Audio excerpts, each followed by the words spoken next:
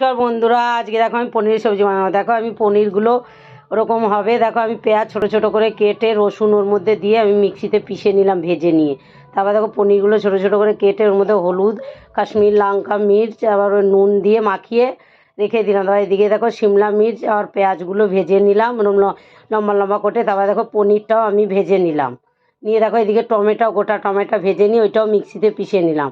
তারপর দেখো কড়াইতে তেল দিয়ে জিরা, গোটা গরম মশলা, তেজপাতা দিয়ে এতে দেখো আদা বাটা দিয়ে নাড়াচাড়া দিয়ে কাশ্মীর লঙ্কার গুঁড়ো দিলাম, হলুদ দিলাম, নুন দিলাম, তারপরে এলাচের গুঁড়ো দিলাম, গোলমরিচের গুঁড়ো দিলাম, নুন দিলাম, ধনের গুঁড়ো দিলাম, দিয়ে হিং দিয়ে ভালো করে মিশিয়ে একটু জল দিলাম যাতে ওটা না পুড়ে যায়। তারপরে দেখো ওই পেঁয়াজের মিশ্রণটা বাটা হয়েছে ওইটা দিয়ে দিলাম। তারপরে টমেটোর বাটাটাও দিয়ে দিলাম, দিয়ে একটু জল দিয়ে নাড়াচাড়া দিয়ে তারপরে আমি দুধ দিলাম। তোমরা ক্রিমও দিতে পারো। দিয়ে দেখো এরকম করে হবে।